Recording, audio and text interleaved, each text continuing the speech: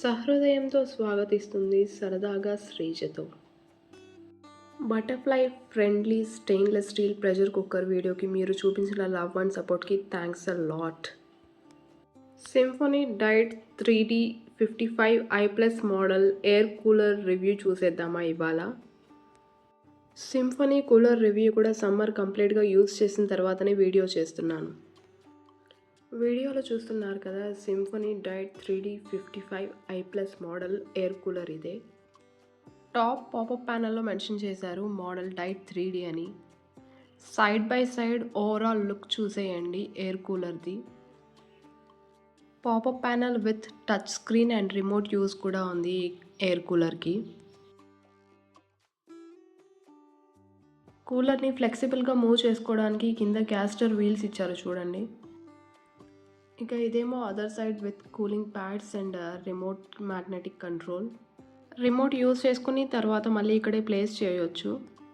ఇక ఈ రిమోట్లో ఏమో power mode, cooling mode, fan mode, swing mode and timer mode different options ఉన్నాయి.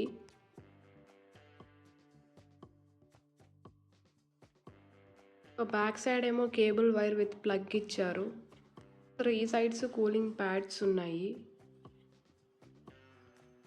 బ్యాక్ సైడ్ వాటర్ అవుట్లెట్ కోసం చిన్న ప్లగ్ ఇచ్చారు చూసారా. ఈ ప్లగ్ అవుట్ చేస్తే వాటర్ అవుట్ఫ్లో అవుతుంది కూలర్ నుంచి.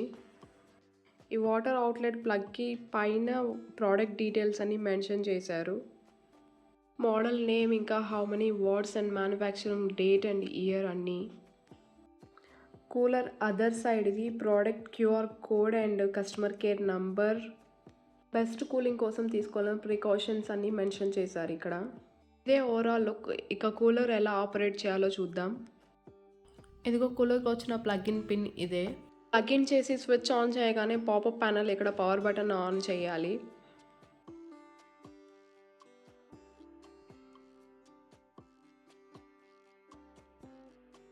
ఫస్ట్ ఆప్షన్ ఫ్యాన్ మోడ్ 3 లెవెల్స్లో ఉంది.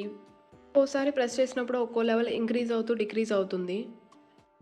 పాపప్ ప్యానెల్లో ఏ ఆప్షన్ అయినా స్టాండ్ బైగా ఉంటే ఆ మోడ్ ఆన్లో ఉందని అర్థం.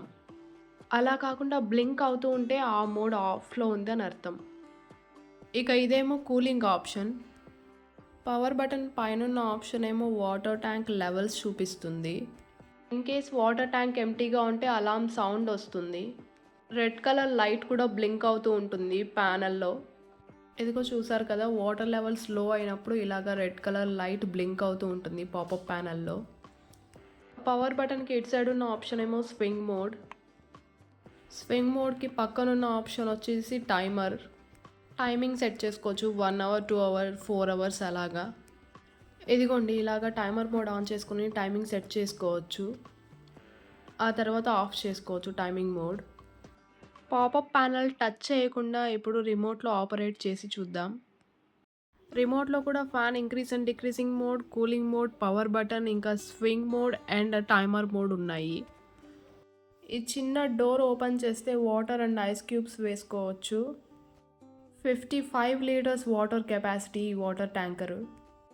Water and ice cubes add చేసేటప్పుడు మాత్రం ప్యానెల్లో పవర్ బటన్ ఇంకా ప్లగ్ పాయింట్లో పవర్ బటన్ ఆఫ్ చేసుకోండి.